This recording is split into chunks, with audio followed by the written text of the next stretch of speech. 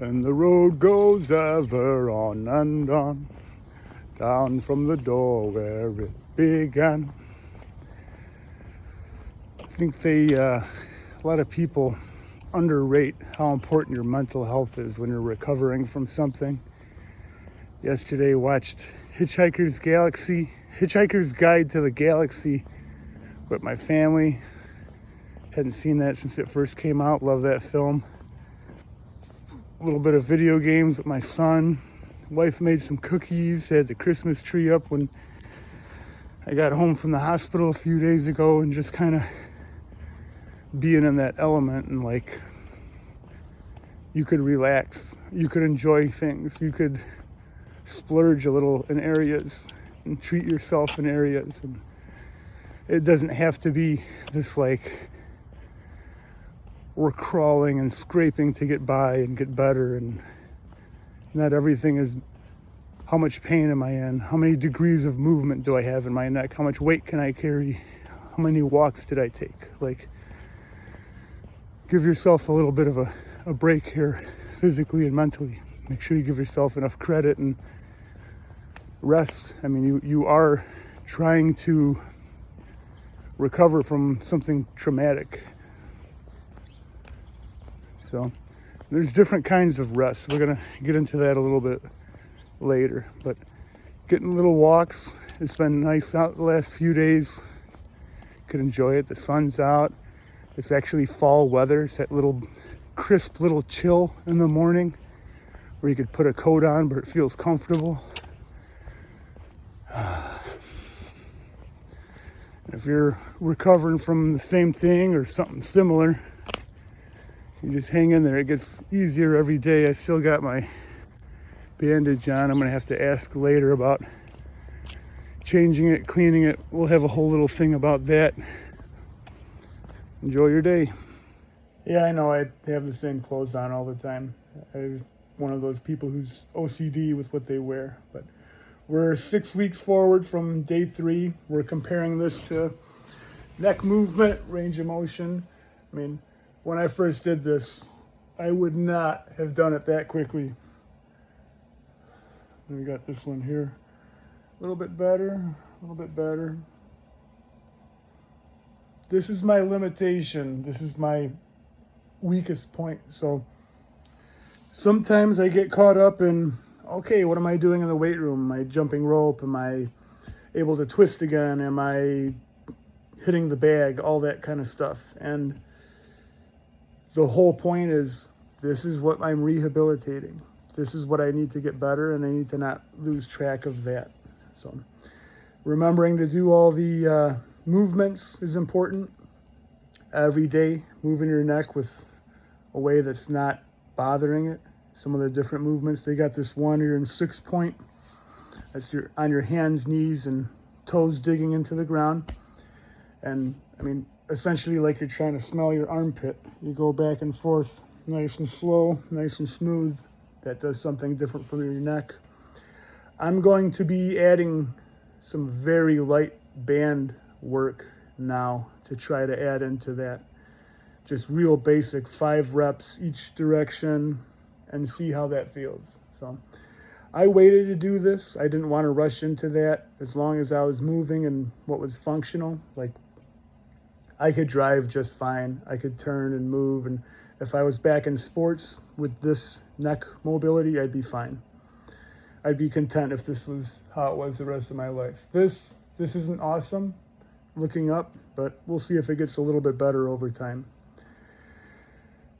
Whatever your limiting factor. I'm coming off of a knee injury. I'm coming off of a spinal surgery. I'm out of shape and can't do exercise that gets my heart rate up for more than 20 seconds. Okay, that's your limiting factor. Build around that. Do things that you enjoy and give yourself credit, because you're starting, which is half the battle. You've broken down your goals, hopefully by now, into smaller steps. You've picked a goal that is moderately difficult. Again, if you have some gigantic goal, I'm trying to lose 150 pounds. Okay, that's fine to have that goal. Can we break that goal down into 30-pound increments and not put a timeline on how long each one has to take? So let's look at the first 30 pounds. I have to lose 2 pounds each time along the way, and no matter how much time that takes, you're going to get there. You're going in the right direction. And I promise you, even before you're at your final destination, you're going to love the progress that you have. I look back how I felt 6 weeks ago, and it feels completely different.